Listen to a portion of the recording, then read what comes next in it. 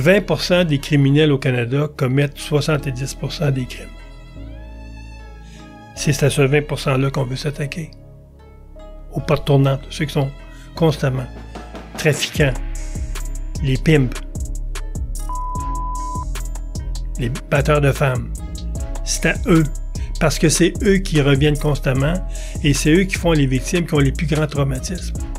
What's up tout le monde? Bienvenue dans un nouvel épisode du What's Up Podcast. Ici, votre animateur, Jer Alain, et j'espère que vous allez super bien. L'épisode de cette semaine est possible encore une fois grâce au soutien de nos commanditaires procafetière.ca et les cafetières Vellucci. Donc un énorme merci à eux de continuer de soutenir le What's Up Podcast. Si vous êtes tanné des cafetières qui tiennent pas à route puis qui pètent tout le temps, ben offrez-vous une cafetière Vellucci. Et si vous le faites, ben faites affaire avec procafetière.ca parce que c'est eux autres les experts en tout ce qui a rapport avec le café. Situés à Varennes, allez les voir en magasin ou commander rapidement et en toute sécurité sur leur site internet au procafetière.ca. Et si vous voulez m'aider sur une note plus personnelle, devenez membre au patreon.com/whatsuppodcast. Pour 3-4 pièces par mois, accédez au podcast sans publicité et ça dès sa sortie. Donc pas besoin d'attendre des semaines avant qu'il soit disponible pour tout le monde. Fait que là, je viens de finir avec mes pubs, mais si vous aimez le podcast, je vous encourage à en parler à votre entourage, à laisser un petit thumbs up, à laisser un petit commentaire positif dans la section commentaires. Puis sinon, tout le monde, je vous dis un énorme merci et on se revoit la semaine prochaine et bon podcast tout le monde.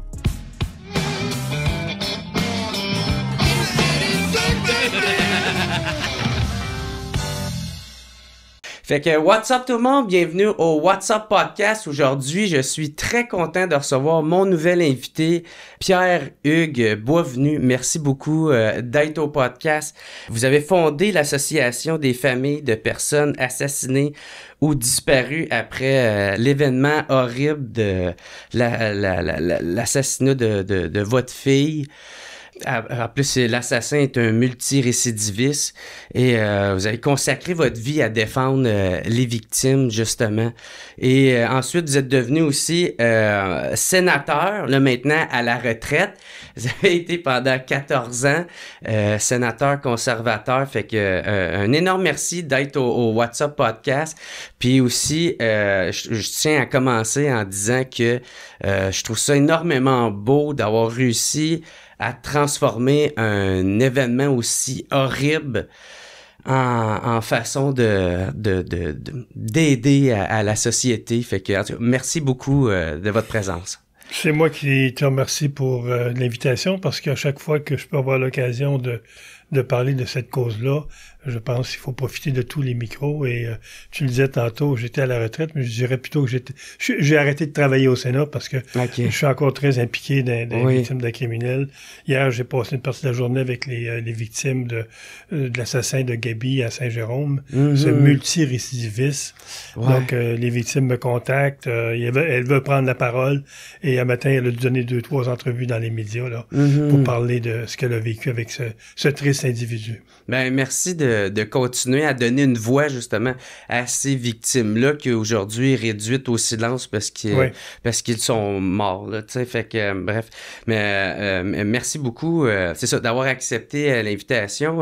Je vais commencer avec cette question-là, parce que vous avez été nommé sénateur sous le gouvernement de Stephen Harper, fait qu'avec les conservateurs, et durant votre mandat, vous avez vu deux gouvernements, les gouvernements conservateurs et libéraux, les libérales, puis je me demande, c'est quoi la différence de travailler avec ces deux gouvernements-là?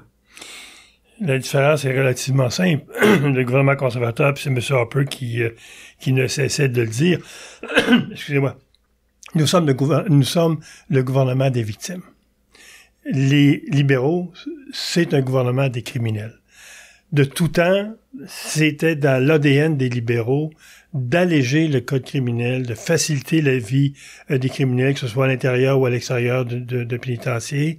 Et on l'a vu pendant les 5 ou 6 années que les conservateurs ont été élus. On a adopté une vingtaine de projets de loi à la demande des victimes. J'en ai là-dessus parrainé à peu près la moitié. Il y en a à peu près 4 ou 5, c'est des projets de loi que j'ai écrits. Et lorsque Trudeau est arrivé au pouvoir en 2015, on a vu un changement radical. Souvenons-nous du C5 où on retourne les agresseurs chez eux. Le C83 qui fait en sorte que maintenant, dans les pénitenciers, il faut que la Charte des droits et libertés s'applique intégralement. Une cellule est rendue un endroit privé où les gardiens ne peuvent plus faire les vérifications d'usage. C'est comme une maison privée. Donc, tous les projets de loi que les libéraux ont adoptés depuis 2015, c'était effectivement en faveur des criminels. C'est la grande différence. Donc, autant lorsque M. Harper était au pouvoir, j'étais très actif à présenter des projets de loi. Autant quand les libéraux sont arrivés, j'étais devenu un peu un chien de garde pour faire en sorte que ce qu'on avait accompli comme avancée pour les victimes, que le gouvernement libéral ne défasse pas tout ça. Malheureusement, il y en a défait une bonne partie. Oui, c'est pour ça que vous avez resté jusqu'à la toute fin, parce que, dans le fond, c'est le règlement fait qu'il vous oblige à prendre votre retraite à 75 ans, fait que vous avez resté jusqu'à la dernière journée. Oui, parce que je devais quitter en principe en 76, quand la Charte des droits des victimes a été adoptée en 2015. Mais comme on avait perdu le pouvoir, et lorsqu'un conservateur quitte, c'est un libéral qui le remplace. Parce qu'ils sont nommés par le gouvernement. Par le gouvernement. Donc, on était un peu comme un groupe qui, à chaque semaine ou à chaque mois, voyait des membres prendre leur retraite, puis on voyait les libéraux remplir la banquette du Sénat. Donc, on m'a demandé effectivement de rester au Sénat, d'être une voix pour les victimes de criminels et d'être un peu un chien de garde pour les conservateurs, pour faire en sorte que lorsque Trudeau était pour adopter des projets de loi contraires aux intérêts des victimes, qu'il puisse avoir un porte-parole public qui puisse le dénoncer. Pour ceux qui sont pas au courant de comment ça fonctionne vraiment un Sénat, tu sais, parce que là, on en parle. Moi, j'ai eu le temps de lire un peu d'avance et savoir me familiariser un peu avec les termes. C'est quoi que ça fait un sénateur? À quoi ça sert une haute chambre? Le Sénat, ça sert à quoi? Si on enlève le côté partisan, parce qu'il y a des sénateurs conservateurs, il y a des sénateurs qui étaient libéraux avant, mais Trudeau, ils a mis à la porte en 2014, je pense, ils ont sorti son caucus, en disant on va nommer des sénateurs indépendants, mais c'était des libéraux. Le comité de sélection, c'était tous des libéraux. Donc, on l'a vu, la majorité des sénateurs qui ont été nommés, même soi-disant indépendants sous Trudeau, c'était tous des anciens libéraux. Et il y avait une forme de partisanerie même de l'autre côté. Donc, si on exclut ça, le Sénat joue à peu près le même rôle que la Chambre des communes, dans le sens que le Sénat devient une deuxième voie pour étudier les projets de loi. Majoritairement, le rôle du Sénat, c'est un rôle législatif. Parce que c'est ça, mettons un projet de loi, il y a une première lecture, une deuxième lecture, troisième lecture, la même chose qu'à la Chambre des communes. Puis là, ça s'en va au Sénat. Le Sénat peut initier des projets de loi, c'est pour ça qu'il y a des projets de loi qu'on va avoir un mané S devant, ça veut dire qu'il était initié au Sénat. Comme la loi que j'ai fait adopter sur S205, S205, c'est moi qui l'ai initié au Sénat, j'en ai initié à peu près une demi-douzaine, sinon une douzaine, et lorsque c'est un C, c'est la Chambre des communes. Donc, un projet de loi va être déposé à la Chambre des communes. Il est parrainé par un député ou le gouvernement. Donc, ça devient un projet de loi privé ou un projet de loi gouvernemental. Et lorsqu'il s'en vient au Sénat, il y a un sénateur du côté gouvernemental qui va parrainer le projet et on reprend le processus. Le Sénat, dans le fond, s'est toujours voulu un deuxième regard sur les projets de loi pour s'assurer de la constitutionnalité du projet de loi, s'assurer de la conformité législative. Est-ce que ce qui est écrit dedans, il est bien écrit? Est-ce que les juges vont pouvoir l'interpréter de façon correcte? Ou est-ce qu'il faut améliorer le projet de loi dans son contenu? C'est le rôle principal du Sénat. L'autre rôle du Sénat, ce que la Chambre des communes fait peu ou non, c'est de faire des études. Un exemple, moi j'étais sur le comité transport quand je suis arrivé au Sénat. On a fait une étude sur le transport du pétrole à travers le Canada après ce qui est arrivé à Lac-Mégantic. On a dit, est-ce qu'il y a un moyen autre que cheminer du pétrole par le chemin de fer? C'est là qu'on est arrivé dans l'étude à la conclusion qu'il fallait construire un pipeline d'est en ouest pour transporter le pétrole, parce qu'il y a 40 000 wagons de pétrole qui circulent à chaque mois entre l'ouest et l'est. C'est beaucoup. Et souvent, c'est dans les centres-villes, parce que les chemins de fer, à l'époque, ont été construits pour passer dans les centres-villes. Une autre étude qu'on a fait au niveau du comité des affaires juridiques, où j'étais vice-président, c'est de regarder c'est quoi les causes des délais dans les palais de justice. On sait que c'est un gros problème au Canada et au Québec. Les délais sont très, très longs. On a dit, c'est quoi qui cause ces délais-là? Donc, en 2015, on a fait un rapport qu'on a déposé au gouvernement, parce que tous les rapports que le Sénat fait, il les dépose au ministre responsable au Parlement, et c'est lui qui décide de mettre en place ou non les recommandations. Et le troisième rôle du Sénat, c'est d'aller rencontrer les Canadiens sur différents enjeux. Un exemple, moi j'ai fait 2 voyages en Arctique. Un, sur la transition énergétique, parce qu'on sait qu'en Arctique, tous les petits villages ont tous des centrales au mazout, qui est très, très polluant et qui a beaucoup d'impact sur la santé des enfants. On a dit, est-ce qu'on peut trouver des alternatives au mazout, un exemple, le gaz naturel, bâtir des mini-centrales électriques, etc. Donc, on a fait un voyage dans ce sens-là. Une autre mission qu'on a faite en Arctique, c'est sur la sécurité en Arctique. On est parti d'est en ouest, un groupe de 7 ou 8 sénateurs, et on était rencontrer les gens dans le milieu, à savoir, est-ce que l'Arctique est bien protégé? Est-ce qu'en Arctique, on devrait avoir une meilleure infrastructure militaire civile? Parce qu'on sait que la route de l'Arctique, qui va d'est en ouest, va devenir éventuellement un remplacement du canal de Panama, parce qu'on sait qu'on peut circuler maintenant presque 8 mois par année en Arctique entre l'Est et l'Ouest, et on sait que pour l'Europe, faire venir des marchandises de l'Asie, c'est beaucoup plus court par l'Arctique. Donc, on a fait une étude dans ce sens-là. Donc, c'est les 3 rôles principaux que le Sénat joue. Non, il commence à avoir de plus en plus d'intérêt envers l'Arctique, tu sais, que ça soit de à la cause Chine. des ressources naturelles. Ouais, ben puis justement aussi, qu'est-ce que tu as dit, la route. La route, c'est ça, parce que ça t'évite bien du temps. Et Panama a des gros problèmes parce que le canal n'a pas été construit pour des super gros navires. Et là, actuellement, Panama est obligé de restreindre le passage des bateaux, et souvent un bateau va attendre une semaine avant de pouvoir passer le canal de Panama, alors que on n'a pas ces contraintes-là dans le Nord. Ouais, à cause de la fonte des glaces. Là. À cause de la fonte des glaces. Ouais. Le seul problème on manque dans le Nord, c'est des infrastructures d'accueil et le contrôle du territoire comme tel. Ben oui, on n'a pas de bateau. Un exemple des gardes côtiers, il y en a très très peu.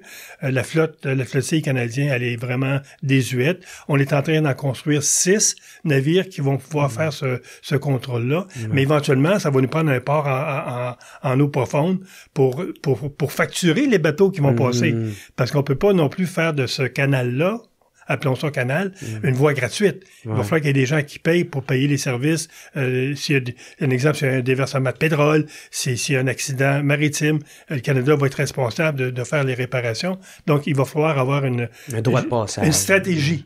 Ce que le Canada n'a pas actuellement. On va revenir au sujet initial.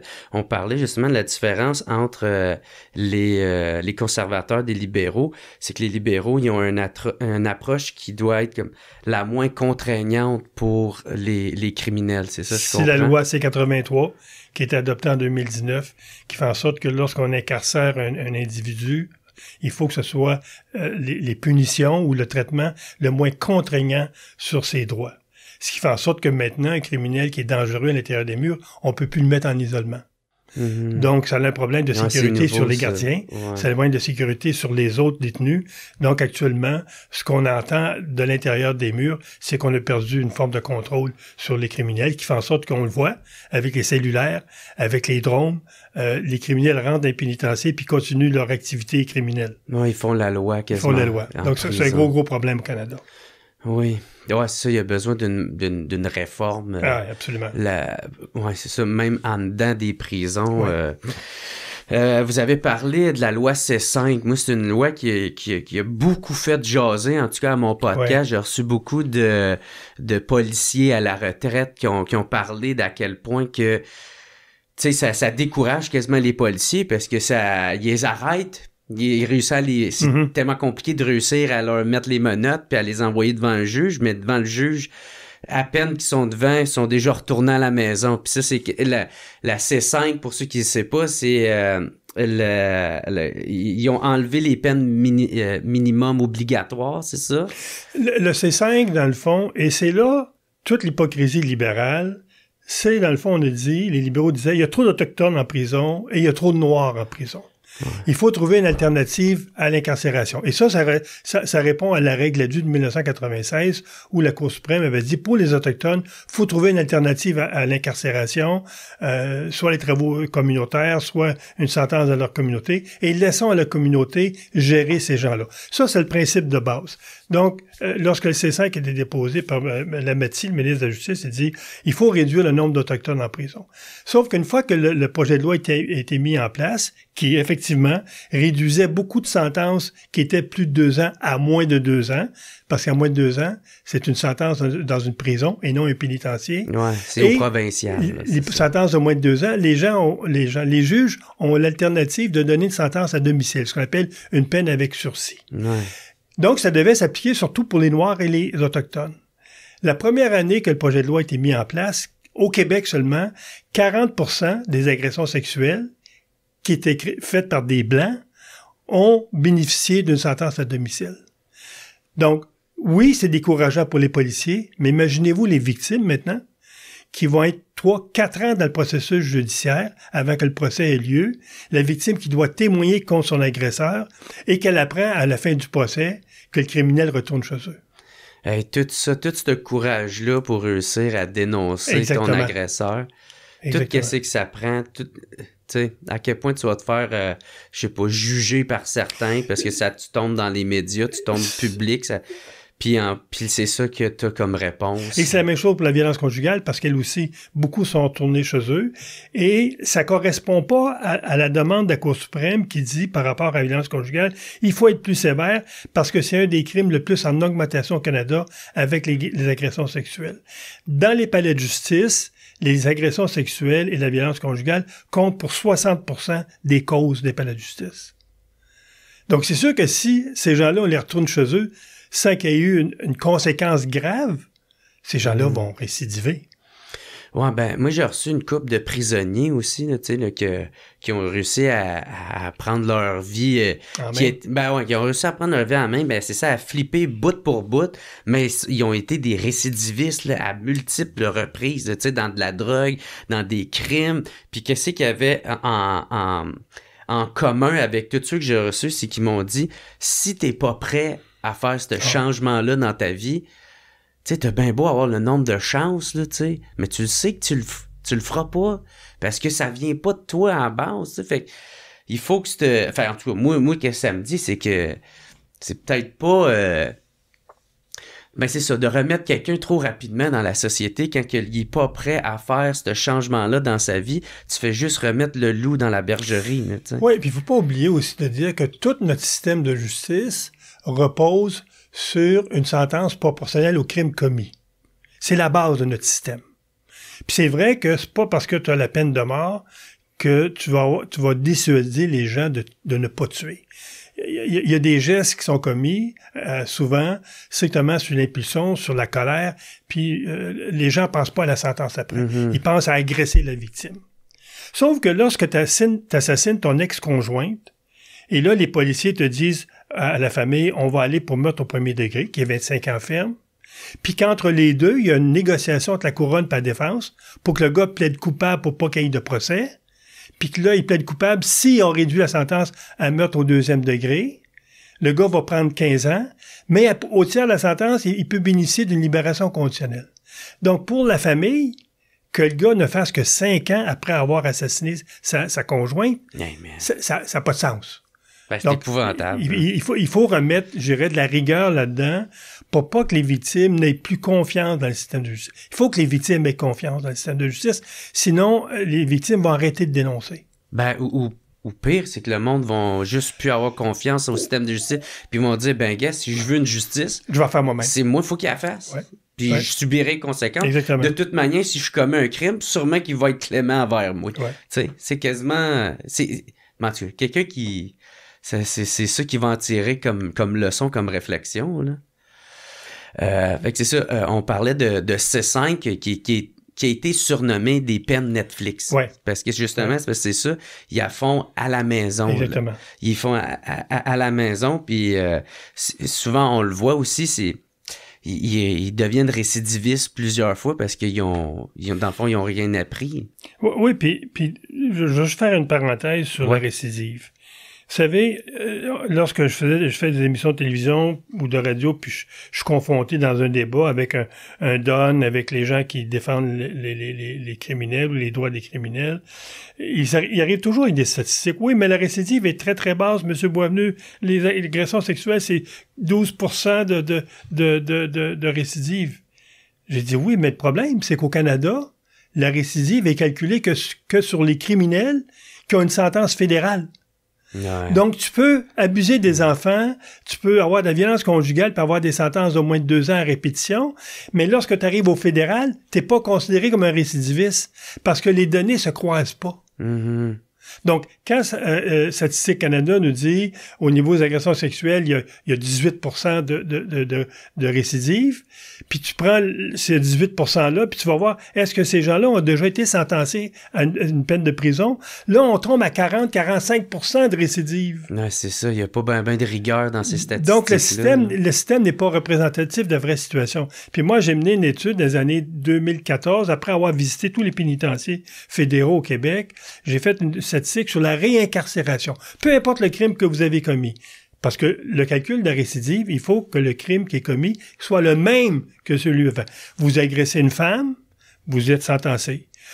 3 ans après, vous faites une intrusion de domicile pour agresser une femme, puis vous êtes accusé d'entrer par infraction. Vous n'êtes pas un récidiviste. Il faut que le crime soit le même. Mais et moi, j'ai calculé le taux de réincarcération. Peu importe le crime. Et on tombe dans 70%. Moi, je me dis, il n'y a pas une compagnie privée au Canada, aux États-Unis, dans le monde, qui aurait un retour de 70% de sa marchandise parce qu'il y a un défaut dedans, qui resterait vivante. Elle ferait faillite après 1 an.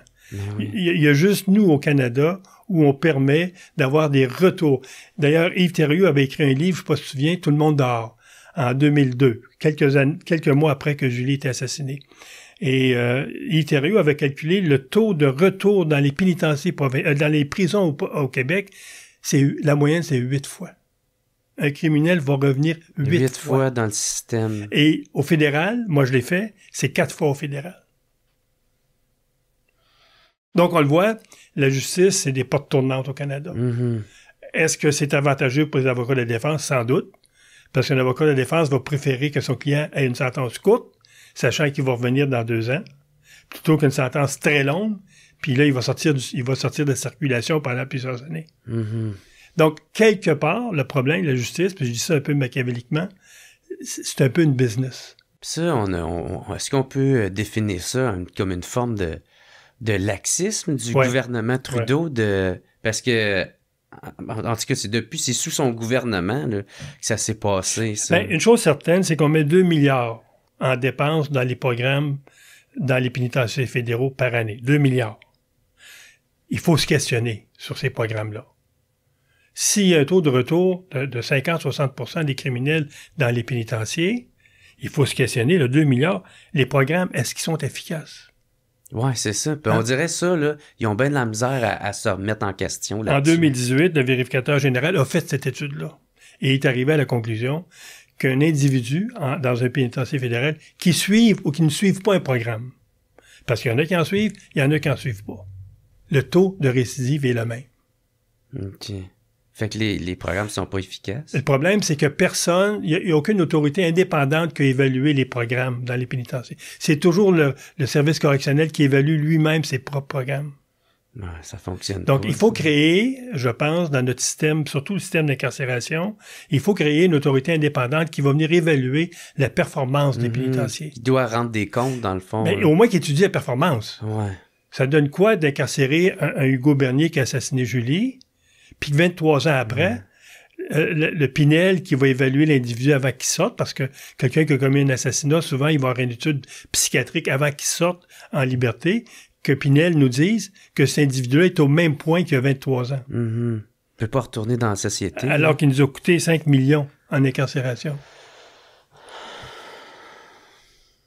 Puis là, pour ceux qui ne le savent pas, Julie Boisvenu, c'est justement votre fille qui a été assassinée. Ouais. Mais ça m'amène à parler de ça parce que vous en avez parlé dans une entrevue avec Benoît Dutrisac puis Richard Martineau. Quand que Trudeau est arrivé au pouvoir, il a changé les commissaires aux libérations conditionnelles. Ça, je savais pas ça. Ils ont changé les commissaires pour les remplacer par du monde moins compétent. Puis en plus, il a enlevé tout le filet de sécurité dans lequel ces commissaires-là pouvaient travailler. Est-ce que vous voulez développer là-dessus? Lorsqu'on est arrivé en 2006, M. Harper était premier ministre d'un gouvernement minoritaire. On a commencé en 2007 à faire une réforme de la Commission de libération conditionnelle.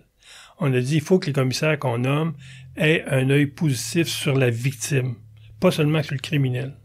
Et on a nommé, à partir de 2007-2008, des commissaires dont le background était soit avocat de la couronne, soit des anciens policiers, soit des anciens procureurs. On a nommé vraiment un profil des gens qui avaient une habitude de travailler avec les victimes et non des gens qui avaient l'habitude de travailler avec des criminels. Et les gens qu'on a nommés faisaient en sorte que lorsqu'il y avait un dossier qui était compromettant pour la sécurité publique, il fallait qu'il y ait 2 ou 3 commissaires qui étudient la même demande. Et il fallait au moins qu'il y ait 2 commissaires sur 3 qui arrivent à une décision positive ou négative. Et lorsque M. Trudeau est arrivé au pouvoir, en 2015, en 2017, les 18 commissaires qu'on avait nommés, il en restait 1. Tous les autres avaient été soit remerciés. Et les gens qu'on a nommés, c'est tous des gens qui étaient près du parti. Entre autres, Justin Trudeau a nommé la photographe de son ex-conjoint, qui n'avait aucun background. On a nommé des gens des minorités culturelles. Particulièrement, moi, j'ai rencontré des gens qui étaient de la communauté noire, qui n'avaient aucune connaissance du système carcéral. C'est des gens qui étaient arrivés au Canada depuis 2 ou 3 ans. Donc, et le pire, c'est que à partir de ce moment-là, un commissaire suffisait pour rendre une décision. Il était plus challengé dans sa décision par un autre commissaire. Et on l'a vu, des décisions aussi aberrantes que Mme Lévesque est assassinée à Québec par Galézé, où on dit à cet individu-là, dans ton profil de réhabilitation ou de réinsertion sociale, tu pourras fréquenter des prostituées. Alors que ce gars-là avait des problèmes de comportement sexuel, avait assassiné sa première femme en 86, et là, il peut rencontrer des prostituées. Il en a rencontré une, Mme Lévesque, qui était assassinée, même modus operandi, 60 coups de couteau, comme il avait assassiné sa femme en 86. Est-ce que ces commissaires-là qui donnent ce diagnostic-là, tu sais, qui l'autorise, cette approbation-là, je veux dire, est-ce qu'ils devraient être tenus responsables? Parce que j'ai l'impression quasiment, oui, parce que c'est parce que ça va avoir des conséquences énormes sur la société, dont la vie de cette femme-là. Ouais. Puis je suis convaincu que c'est pas la seule. Là, si on cherche, on va en trouver d'autres. Fait, tu sais, puis moi je suis pas en train de leur dire qu'ils doivent être responsables de toutes les décisions qu'ils donnent, mais s'ils donnent une approbation qui est basée sur pas grand-chose, puis qu'on est capable d'en faire la preuve, est-ce qu'ils devraient être responsables de ça? Oui, il faut qu'ils soient imputables. Le problème, c'est qu'il y a eu, dans ce dossier-là, la famille a poursuivi le service correctionnel et il y a eu une étude, une enquête menée par la Chambre des communes, par le Comité de la sécurité publique. Malheureusement, nous, ce qu'on voulait questionner, c'était les commissaires qui avaient rendu la décision. La commission n'a pas autorisé ça. C'est le président de la commission, la présidente qui est venue témoigner, qui possiblement n'a aucune idée du dossier. Elle est venue témoigner, puis son témoignage était juste de justifier le travail des commissaires. Et la famille a poursuivi la commission. La commission a dédommagé la famille, sous couvert que la famille ne rend pas du tout public le montant qu'elle a reçu et qu'elle ne parle plus du dossier publiquement. Ben, fait qu'ils se voilent la face. Donc, moi, tout ce que j'ai observé depuis 20 ans, c'est lorsqu'il arrive des erreurs au niveau de la commission, la famille va indemniser la famille sous couvert du secret. Vous ne parlez plus de ce dossier-là. Ben ouais, ça c'est quoi? C'est Hockey Canada. C'est la même technique. M. Bolduc, dont la fille est assassinée par 3 récidivistes qui sortaient de prison, M. Bolduc a poursuivi la commission. Et ça a été que presque 10 ans après que M. Bolduc a pu en parler. Les premières années, il n'a pas le droit d'en parler. Donc, oui, faudrait que ce soit des gens qui soient imputables. Et lorsqu'il y a une décision qui conduit à un geste aussi grave qu'un homicide, que l'individu qui a pris cette décision-là vienne s'expliquer. Au même titre qu'un juge qui remet en liberté quelqu'un dans la violence conjugale, qui remet un ex-conjoint en liberté, qui, quelques heures après, va aller assassiner sa femme, il faut que ce juge-là vienne devant le public et dise « Pourquoi vous l'avez remis en liberté? Ça l'a coûté la vie d'une femme. Sur quoi qu'ils se sont appuyés. Exactement. Là, ouais. Mais tout le monde se cache dans le système de justice. C'est ça qui est le problème. Notre système de justice au Canada, c'est un système très, très opaque. L'avantage, c'est l'avantage que les Américains ont. Les juges sont élus. Et si un juge commet des erreurs de cette nature-là, chose certaine, lorsqu'il va y avoir une campagne électorale pour être nommé juge, il faut qu'il fasse une campagne publique. Là, il va être questionné par les citoyens. Comment ça, t'as pris telle décision? Comment ça, t'as pris telle décision? Le problème, c'est qu'on a voulu créer une magistrature totalement indépendante des législateurs, ce qui fait que maintenant, les juges changent les lois sur le banc, alors que c'est un mandat qui appartient aux députés puis aux ministres. Hein? C'est eux qui ont été élus pour ça. Donc, on a un groupe de juges très activistes maintenant, mais qui ne sont redevables devant personne. Je dirais que c'est la grande faiblesse du système de justice au Canada. Une des grandes faiblesses. Alors, encore une fois, l'imputabilité, comme vous l'avez dit. Puis avant que je vous coupe à poser ma question, est-ce que vous voulez développer aussi sur le filet de sécurité dans lequel que ces commissaires-là pouvaient travailler avant? Bien, comme je dis, le filet de sécurité le plus, à mon avis, qui garantissait une bonne décision, c'est lorsque un commissaire avait devant lui un dossier d'un assassin, il ne pouvait pas prendre une décision tout seul. Il fallait que la décision soit entérimée par un autre ou même des fois 2 commissaires. Donc, la marge d'erreur était très, très, très mince. L'autre élément, c'est que le vice-président, parce que vous avez le président de la commission, puis dans chaque province, vous avez un vice-président qui est responsable des commissaires dans la province, avait un rôle qualitatif sur le plan du travail des commissaires. Les commissaires étaient suivis, les décisions étaient évaluées. Donc, il y avait une espèce de garde-fou qui permet très, très peu d'erreurs, ce qu'on a peu connu entre 2007, 2008 puis 2015. On n'a pas eu d'école galaisée. On en a pas eu. Alors que depuis que Trudeau arrive au pouvoir, on a eu beaucoup de dérapages à la commission. je parle l'assassin de Julie que j'ai appris, moi, quand j'étais devant la commission il y a quelques mois, qui avait fait une demande l'an dernier, il avait reçu une permission l'an dernier. Il avait fait une demande pour être transféré dans un minimum. Parce qu'actuellement, il est dans un médium. Il avait fait une demande pour être transféré d'un minimum. J'ai jamais été avisé de ça. Alors que la loi oblige les commissaires ou la commission à informer les victimes. Avec votre charte que vous avez amenée. Exactement. Donc, il y a une espèce d'absence actuellement, je dirais, d'attention particulière pour les victimes. Puis leur famille. Je supportais une dame récemment où la fille était assassinée par un criminel qui demandait une remise en liberté.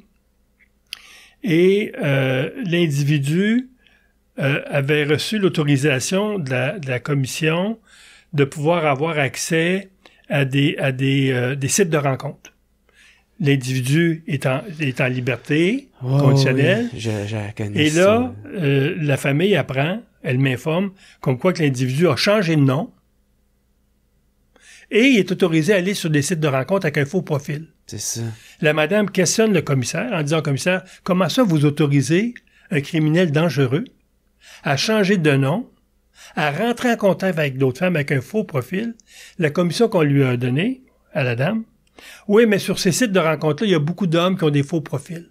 Mais c'était épouvantable de dire ça. Et on a appris par le fait même que maintenant, les criminels incarcérés, les assassins, peuvent en prison, dans les pénitenciers fédéraux, avoir accès à des sites de rencontres. C'est le cas, celui qui a tué la Véronique Barbe à Saint-Eustache, où il est emprisonné pour 25 ans ferme. Il est sur un site de rencontre actuellement, sur un autre nom, et il communique avec des femmes à l'extérieur du pénitencier. Ça, c'est les libéraux, ça. Oui, exactement. Donc, moi, j'ai interpellé le directeur de l'État civil du Québec en disant « Comment ça, vous autorisez des changements de nom pour des gens qui sont incarcérés ou des pédophiles qu'on remet en liberté et ils vont changer de nom, ce qui fait en sorte que le policier qui intercepte cet individu-là, il va dire « C'est quoi ton nom? » Il a son permis de conduire avec le nouveau nom. Les policiers vont aller dans ce qu'on appelle le CRPQ, qui est le Centre de recherche policier du Québec, avec le nouveau nom. Il n'y a pas de dossier criminel. Le nom n'est pas là. Un autre laxisme. Donc, il y a des raisons pourquoi qu'un commissaire, un directeur de l'État civil ne peut pas autoriser un changement de nom. Un exemple, je veux changer mon nom pour Pitou. Il va dire non, il faut que tu aies un nom qui est bon. Ça devrait être un critère. Quelqu'un qui a commis un assassinat, un pédophile qui a agressé des enfants, tu ne peux pas changer de nom. Parce que ces gens-là, c'est lorsqu'ils retrouvent l'anonymat qui sont les plus dangereux à récidiver. Donc, c'est encore là un système qui est très, très poreux, puis qui ouvre des portes à ces criminels-là pour récidiver. Vous avez parlé de la Charte des victimes. Ça, c'est un projet que vous avez amené au Sénat. C'est même votre gros projet de... Mon projet de vie, presque. Oui, c'est ça. Est-ce que vous voulez en parler un peu plus? Oui. Quand Julie est assassinée en 2002, tout le parcours jusqu'au procès 2002, parce que le procès a eu lieu en 2004, il y a eu des changements. Un exemple, le procès, plutôt qu'il soit à Sherbrooke, on a décidé de le faire à Montréal parce qu'on craignait que la sélection du jury contamine les jurés parce qu'ils connaissaient Julie ou ils connaissaient l'événement. On a transféré ça à Montréal. Ensuite, l'individu a changé d'avocat à 2 reprises. C'est toujours les médias qui m'ont informé. Jamais l'avocat de la couronne. J'apprenais à travers les médias qu'il y avait des changements dans le dossier de ce criminel-là. Et j'avais été voir l'avocat de la couronne, Maître Campagna. J'avais dit, Maître Campagna, vous êtes notre avocat, comment ça vous nous informez? Monsieur Boisvenu, je suis pas votre avocat. Je suis l'avocat de la couronne, du gouvernement. Je représente l'intérêt public. Je ne représente pas les victimes. J'ai dit donc, dans notre système de justice, on dit aux criminels, tu as le droit à un avocat, tu as le droit de garder silence, mais on va dire aux victimes, vous gardez silence. Mm-hmm. Vous n'avez pas le droit à un avocat. Vous n'êtes pas représenté dans le système de justice. Mm-hmm. Contrairement au système français, où il y a une représentation de la victime a son avocat, le criminel a son avocat, et il y a l'avocat de la couronne qui représente l'intérêt public. On n'a pas ça au Canada. Donc, à partir de là, c'est là que je me suis aperçu que les droits des criminels étaient beaucoup plus reconnus avec la Charte des droits et libertés. Bon, j'ai dit, il faut que le Canada se donne une Charte des droits des victimes. Et c'est à partir d'août 2005 où je rencontre M. Harper à Sherbrooke, qui fait une tournée comme chef d'opposition. Je passe une demi-heure avec lui dans sa petite vanette et je dis à M. Harper, j'ai 12 demandes à vous faire, notamment la Charte des droits des victimes. À ce moment-là, je suis président de l'association, on constate les faiblesses dans le système de justice et on bâtit une espèce d'attente qu'on a envers le gouvernement fédéral. Et je lui présente ça le 5 août 2005. Fait que c'est là qu'il m'avait dit, Monsieur Boisvenu, nous allons être le gouvernement des victimes. Et à partir de là, moi, j'ai fait mes recherches. À quelle place que sur la planète, il y a des chartes de victimes? Il y en avait au Japon, il y en avait en Nouvelle-Zélande, il y en avait en Australie, il y en avait quelques pays en Europe. Quelques États américains ont une charte des victimes. Et c'est là que j'ai commencé à rédiger un projet de charte. Et c'est en 2011, dans le discours du trône, où M. Harper a dit, le gouvernement, dans le prochain mandat, va adopter une charte des droits des victimes. Et j'ai commencé à travailler avec les fonctionnaires du ministère de la Justice cette année-là, en 2011, pour commencer à rédiger cette charte-là à partir de nos demandes. Et c'était pendant presque 4 ans. L'acharnement, c'est que les fonctionnaires ne voulaient pas appeler ça une charte. Ils voulaient appeler ça la Déclaration des droits des victimes. J'ai dit non. Elle existe déjà au Canada, une Déclaration des droits des victimes, mais qui n'a pas force de loi. J'ai dit, moi, je veux une loi qui va être supraconstitutionnelle, donc au-dessus de toutes les lois, et elle va s'appeler charte. Jusqu'à la dernière minute, M. Harper intervenait, parce que dès que les fonctionnaires me disaient non, ça va être déclaration. Moi, j'appelais M. Harper, je disais, M. Harper, marche pas. Ils veulent pas appeler ça charte. Vous avez mis dans le discours du trône le mot charte. Il faut que ce soit une charte. Les criminels ont leur charte, les victimes vont avoir leur charte. Et lorsqu'on a déposé le projet de loi en avril 2014, M. Harper a dit « ça va être une charte des droits des victimes » qui a été adoptée en juin 2015, juste avant qu'on quitte le pouvoir. Et dans cette charte-là, il y a des principes fondamentaux, le droit aux victimes d'être informées, le droit d'être protégées. Les femmes actuellement qui vont dénoncer leur conjoint, est-ce qu'on les protège? Non. 60% des femmes qui vont être assassinées par des ex-conjoints, ces gens-là ont des antécédents criminels. Mm-hmm. Comment ça qu'on ne les protège pas de ces hommes-là durant les procédures judiciaires? Le droit est dédommagé, le droit est protégé, le droit d'être informé, et le droit à participer. Le droit à participer devant une commission de libération conditionnelle, c'est pas juste d'être des auditeurs. C'est aussi d'avoir le droit de questionner le criminel, ce qui n'est pas fait actuellement. D'être entendu. Actuellement, tout ce que tu fais, tu prends un papier, tu lis. Pire que ça, il faut que ce que tu vas lire, les commissaires le voient avant et qu'ils le présentent au criminel. Puis si le criminel n'est pas d'accord avec des passages, il faut que tu les enlèves dedans. Mais le criminel, lui, dans sa déclaration, moi, je l'ai jamais vu. Il peut dire n'importe quoi. Je pouvais pas le questionner là-dessus. Et durant l'audience, je me souviens, les commissaires ont dû demander au criminel de Julie à peu près à 5 ou 6 reprises, « Avez-vous d'autres choses à ajouter? » Jamais on m'a posé cette question-là. « Monsieur Boisvenu, avez-vous d'autres choses à ajouter? » Donc, on le voit, même si la charte a été adoptée, ce gouvernement-là, entre 2015 et à ce jour, ce gouvernement-là n'a pas renforcé la charte. Ce gouvernement-là n'a pas donné des dents à la charte. Comme on l'a fait la charte des droits et libertés qui était adoptée en 82, à chaque fois que quelqu'un disait « mes droits sont pas respectés », il pouvait aller devant un juge en disant au juge « mon droit n'est pas respecté ». Les juges rendaient une décision et ça devenait une jurisprudence qui améliorait l'interprétation des juges.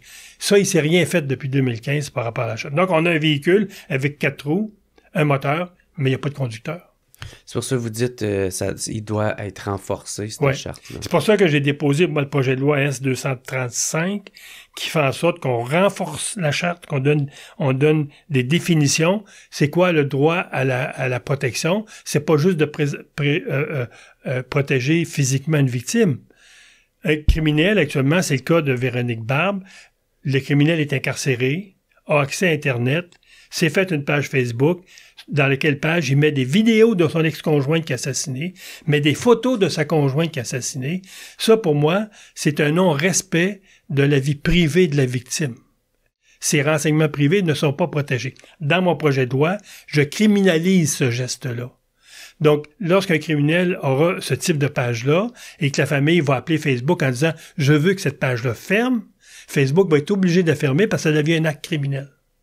Donc, c'est le genre d'amélioration que moi, je vais apporter à la charte. Comme dans la charte, le droit à la participation, les victimes vont avoir le droit de parole à la commission de libération conditionnelle. Je viens modifier les règlements de la commission pour donner la parole aux victimes.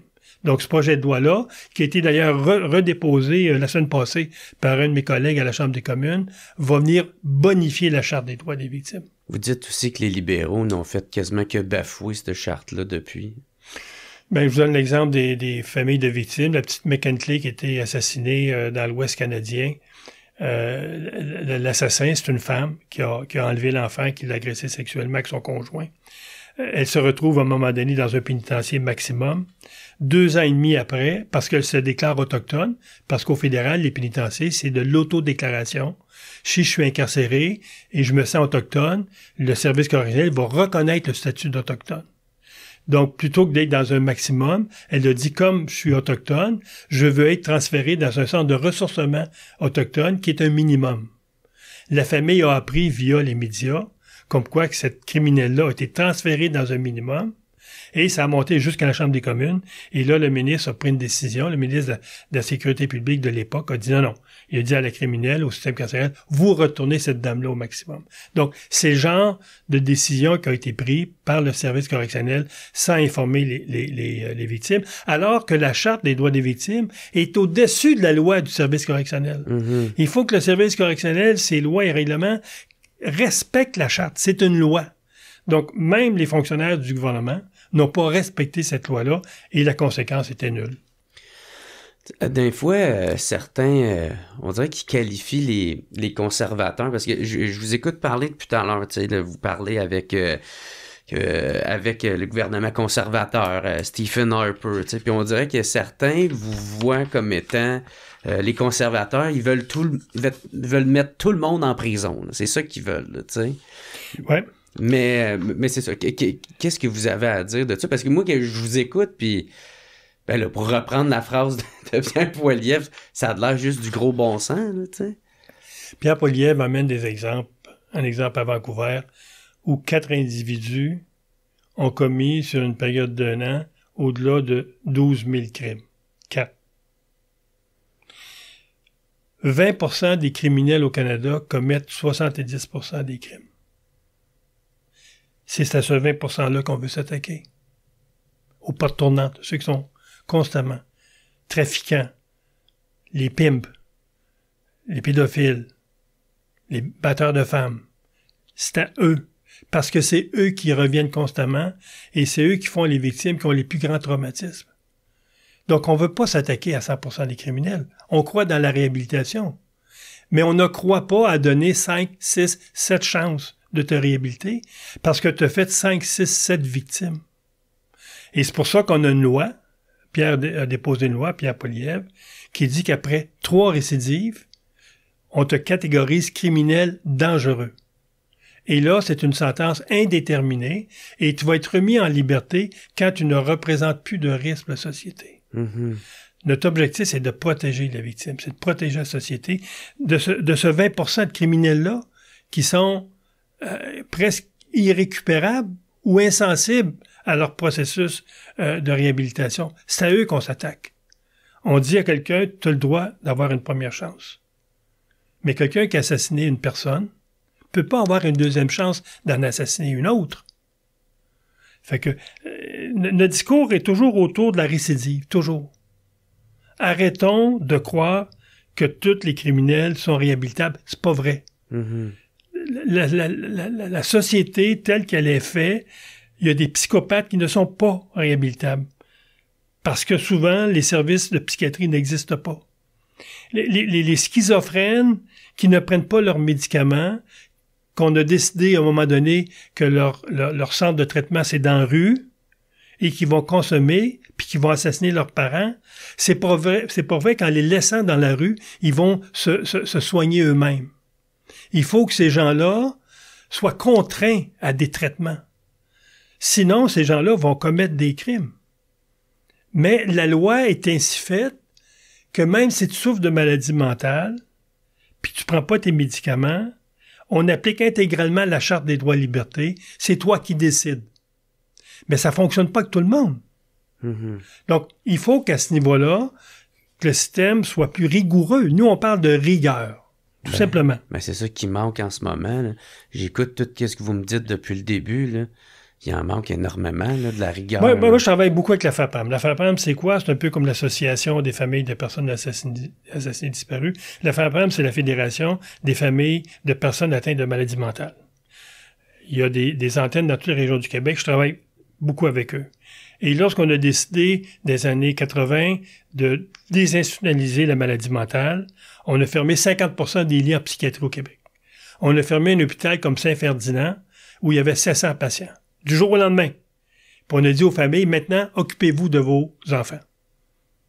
Et les ressources devaient suivre pour supporter les familles. Les ressources n'ont pas suivi. Ce qui fait en sorte qu'aujourd'hui, une famille qui a un grand garçon de 34 ans, qui mesure 6 pieds, qui souffre de schizophrénie, que ça fait 1 mois qu'on n'a pas eu de nouvelles, on sait qu'il est quelque part dans une ville qui consomme, même si elle appelle la police en disant « Mon fils, il est dangereux », ils vont dire « Madame, il faut que le danger soit immédiat. » Ouais. Ça veut dire quoi? Si sur votre perron avec une hache, ça, c'est un danger immédiat. Nous, on dit non, il faut parler de danger imminent. Mm-hmm. Un danger imminent, c'est une question de prévention. Et j'ai toujours dit que le système de justice n'a pas juste un mandat de sévir. Le système de justice a un mandat aussi de prévenir. C'est ce mandat-là qu'on a perdu dans la société, c'est de prévenir des crimes qui sont commis et qu'on sait qu'ils vont être commis.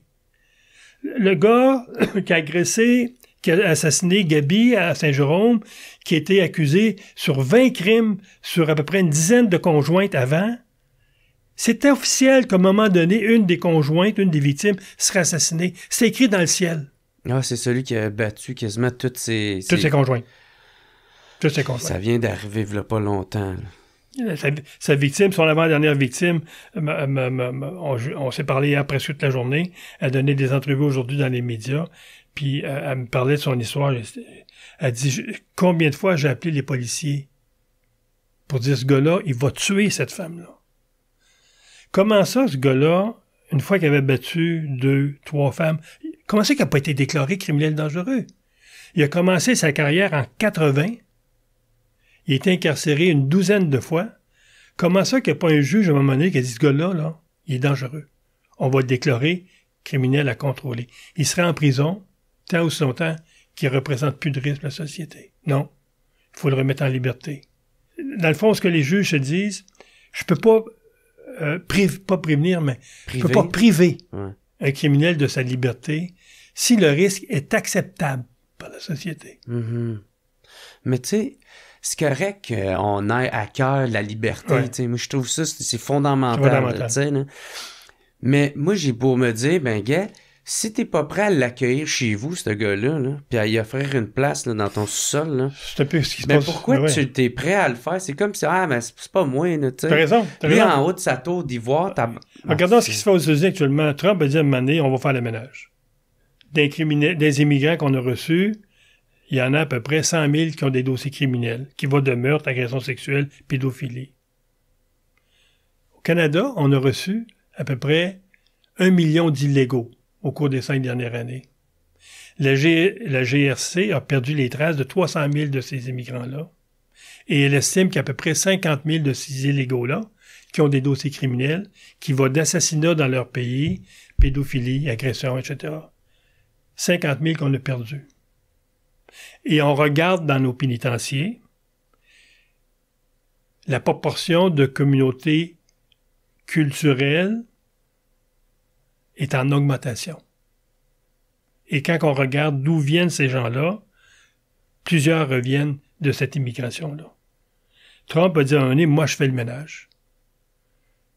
Parce qu'il y a un impact direct sur nos écoles, où on a reçu au Québec seulement l'équivalent, on me dit, d'à peu près 4-5 écoles nouvelles qu'on n'a pas.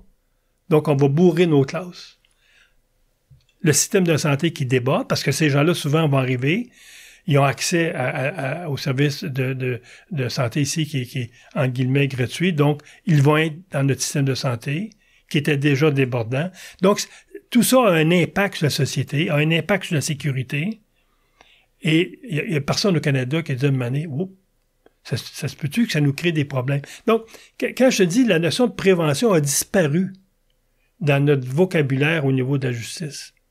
On a pu, tu sais, même sur les autos de patrouille, c'est marqué prévention. Moi, je le dis toujours aux policiers, vous faites quoi comme prévention? Ils disent, on n'a pas le temps.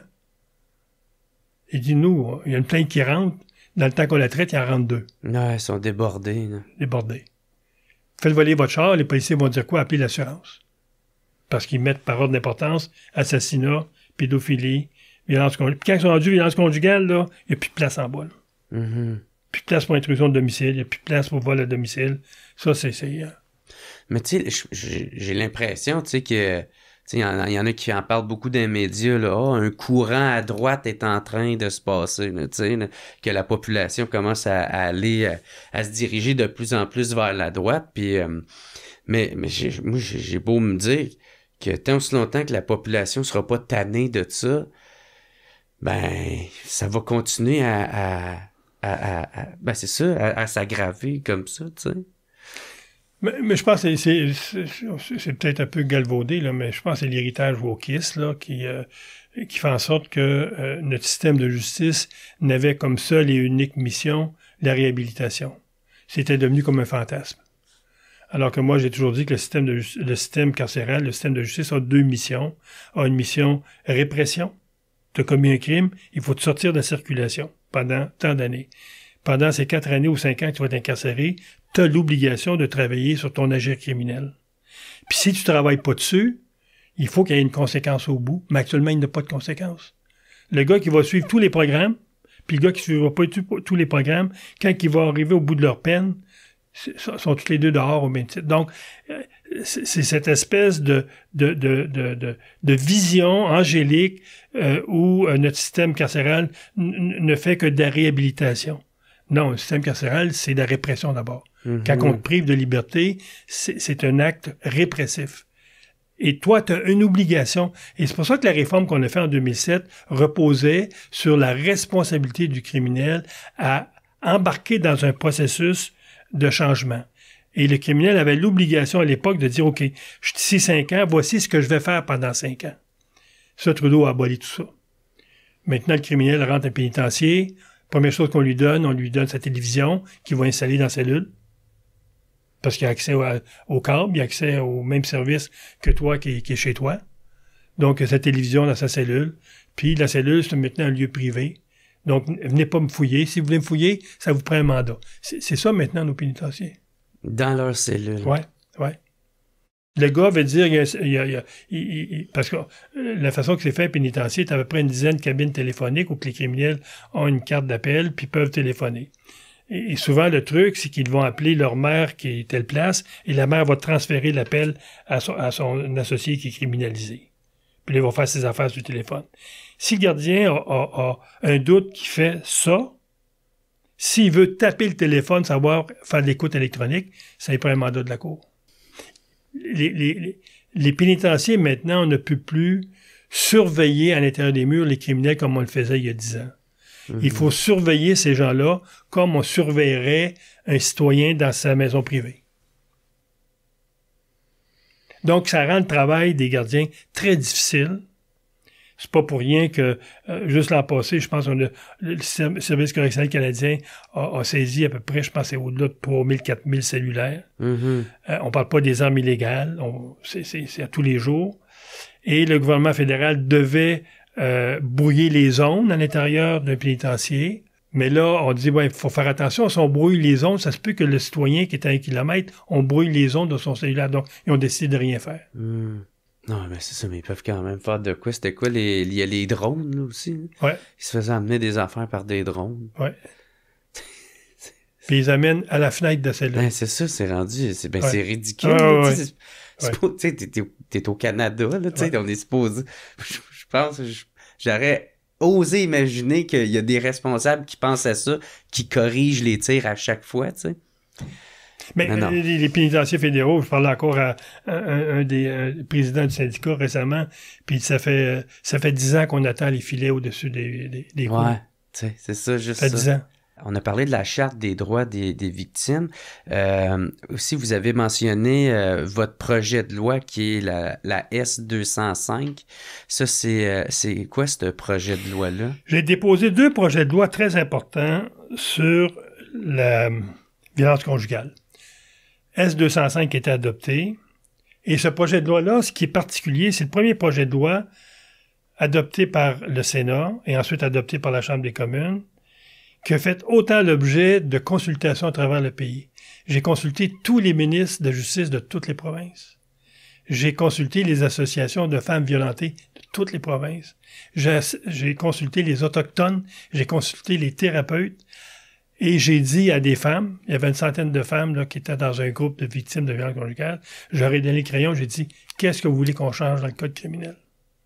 Qui va mieux vous protéger? Première chose qu'ils ont dit, il faut qu'un individu qui est remis en liberté, parce qu'il va éviter un procès, c'est la majorité, hein. Il n'y a pas 5 à 10% des batteurs de femmes qui vont avoir un procès. 80% sont remis en liberté sur une ordonnance de la Cour de ne pas troubler la paix, de ne pas s'approcher des victimes. On dit qu'il faut que dans ces cas-là, le juge puisse autoriser le bracelet électronique pour protéger les victimes. Québec le faisait déjà pour ceux qui sortent des prisons provinciales, mais c'est une minorité. Ce projet de loi-là fait en sorte que les gens qui sont remis en liberté, le juge peut émettre une ordonnance de bracelet durant ces 2 ans qui va être sous cette ordonnance-là. J'ai une question par rapport à ça, parce que il y a des vidéos YouTube qui montrent comment l'enlever, ce bracelet. Tu sais, fait que dans le fond, tu sais, il y a un gros échec, là, direct en partant. Il y a eu 500 hommes au Québec qui ont porté ce bracelet-là, et il y a eu 3 cas de bracelet coupé. OK. Et dès que ce bracelet-là est coupé, enlevé ou altéré, automatiquement, la centrale est informée, et les policiers peuvent intervenir. OK. Et on sait où que le gars le fait, le geste. Okay? Bon.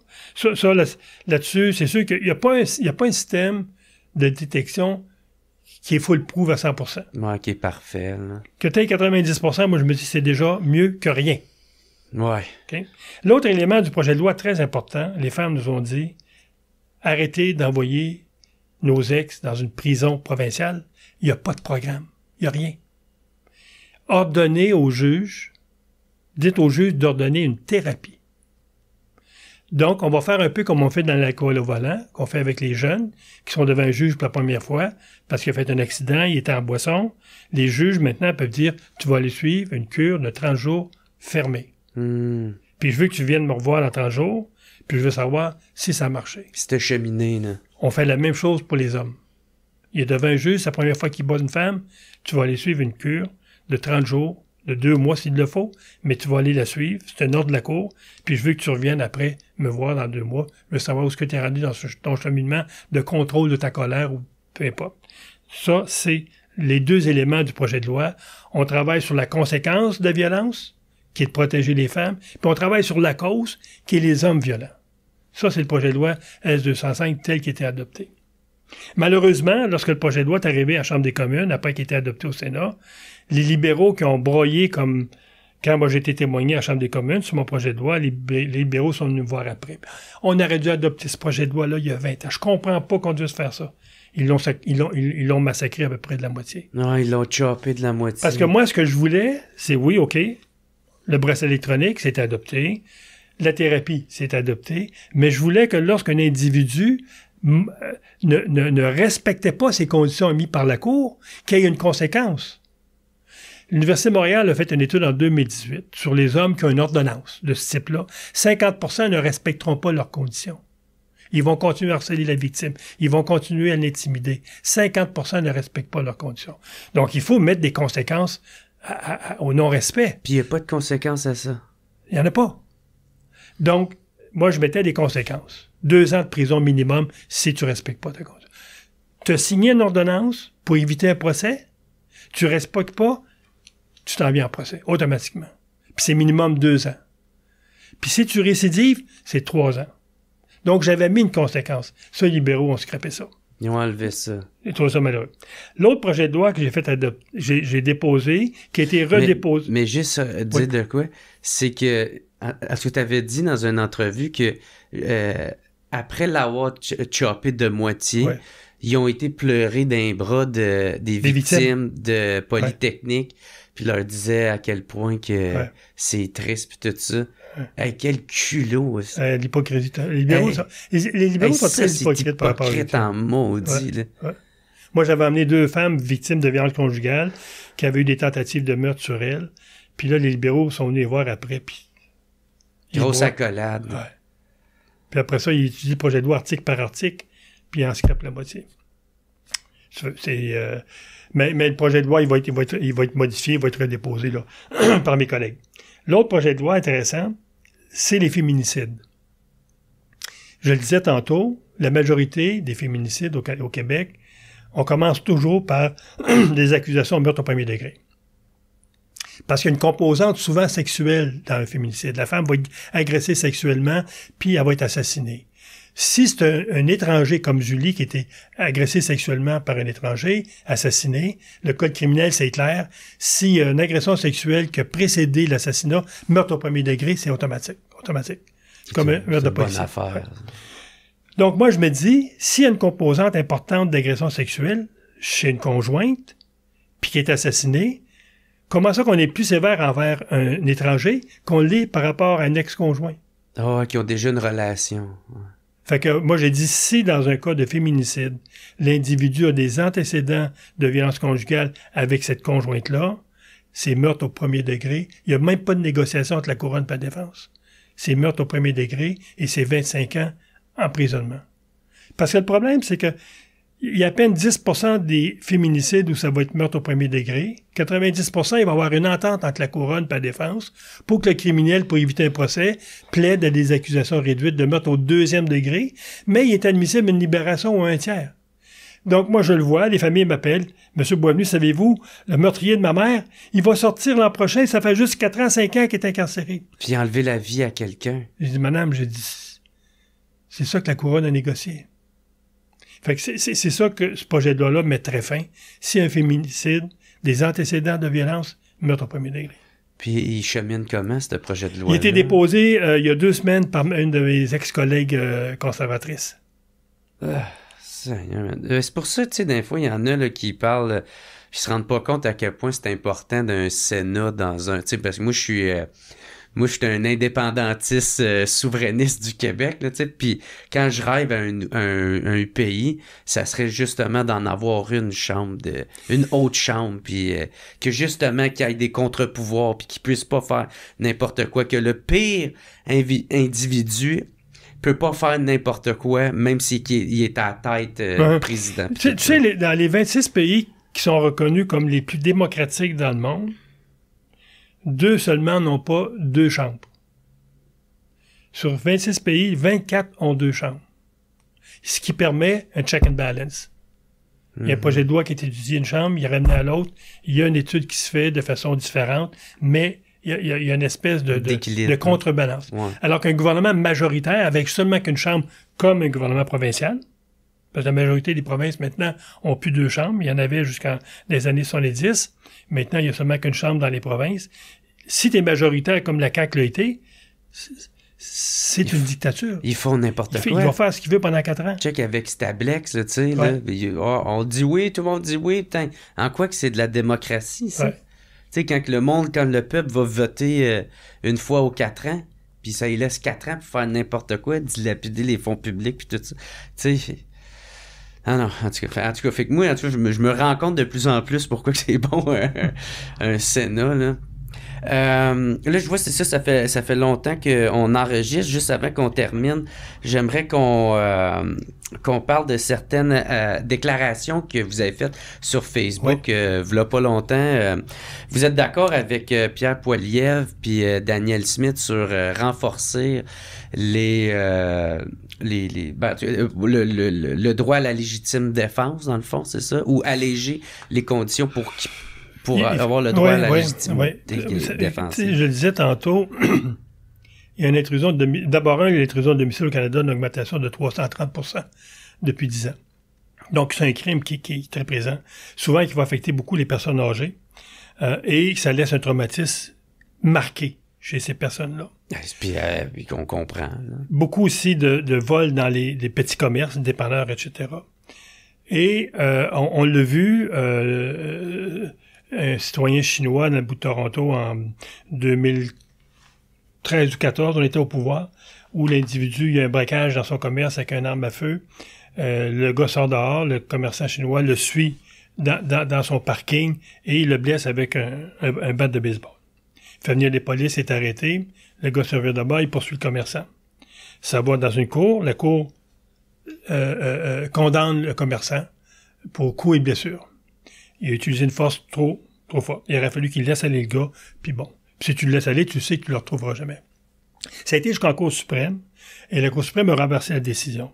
Ouais.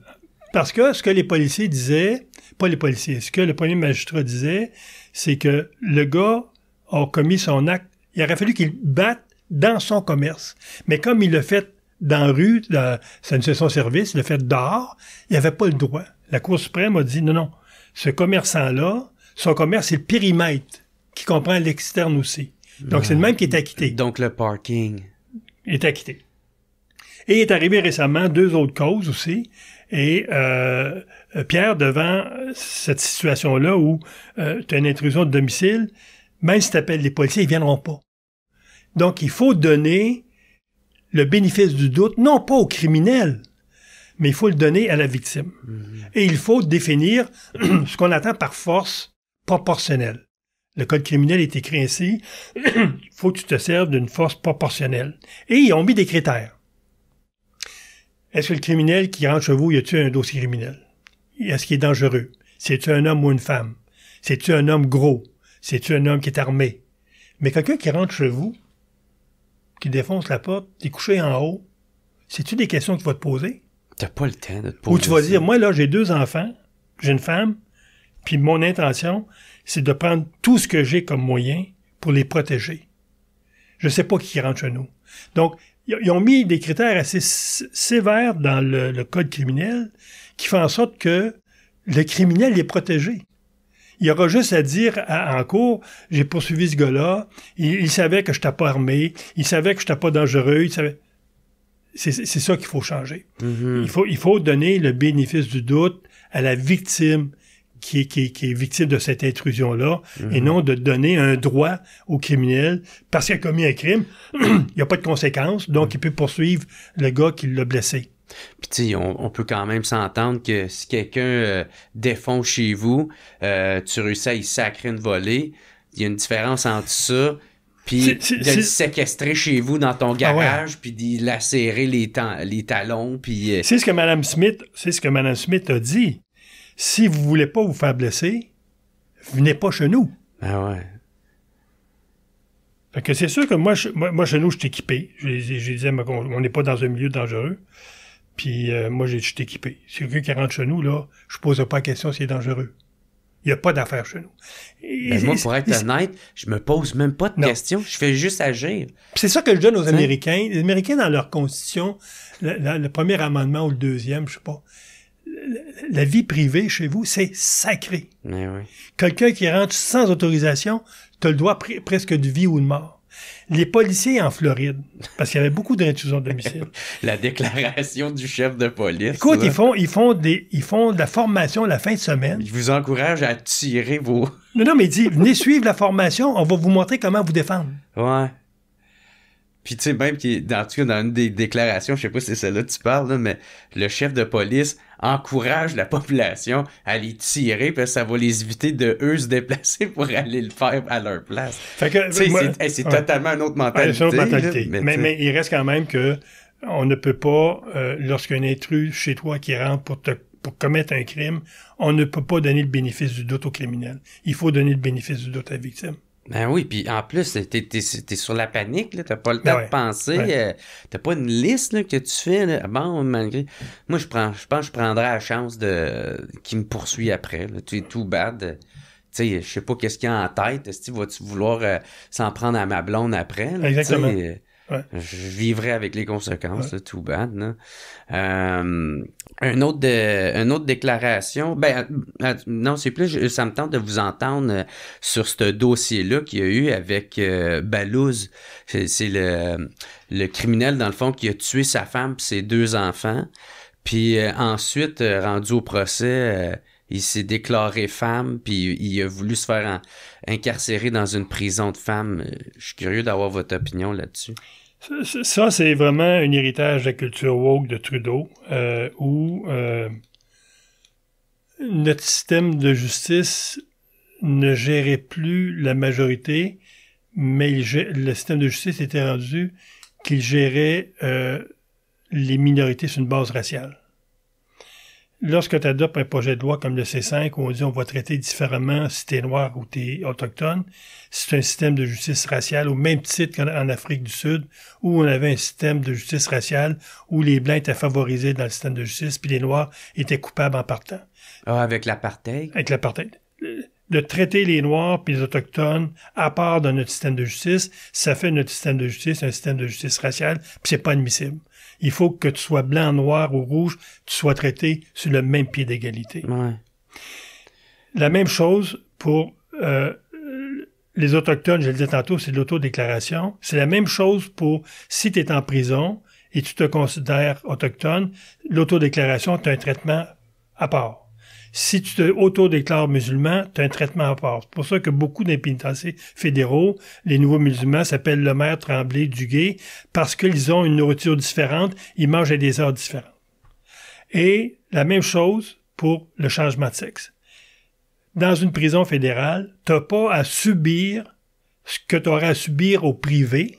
Toi, si le matin, tu veux changer de sexe, ça demande une étude psychiatrique, une étude psychologique, et il faut que tu attendes 2 ans avant de commencer l'opération pour être certain que dans ta tête, tu as cheminé. Dans une prison, un pénitencier fédéral, t'as pas ça. Dès que tu déclares femme, on te considère comme femme, on t'appelle elle. Peu importe que tu aies une robe, une perruque ou pas. Et tu es admissible à un transfert dans une prison pour femmes. Ce qui fait en sorte qu'un exemple à Joliette, qui est une prison pour femmes, il y a 4 hommes qui sont là, qui n'ont jamais subi d'opération de changement de sexe, mais se sont déclarés femmes, qui sont là. Il y a une des femmes du pénitencier qui est tombée enceinte d'un de ces gars-là. À Cowansville, qui est une prison pour hommes, il y a 3 femmes qui se sont déclarées hommes, qui sont dans le pénitencier à Cowansville. Est-ce qu'ils font de la prostitution? Sans doute. Les hommes font de la prostitution entre eux. C'est ça. Donc, moi, je me dis, si tu as un changement de sexe dans un pénitencier fédéral, il faut que les critères de changement de sexe soient les mêmes qu'on applique à la société civile.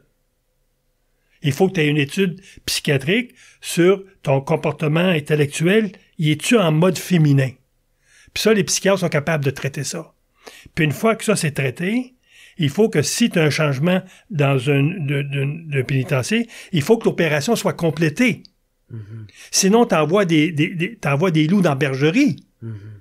D'envoyer des hommes dans une prison pour femmes, c'est d'envoyer des hommes qui ont assassiné leurs femmes, souvent, qui ont battu des femmes, t'es envoies dans une prison pour femmes. C'est fou.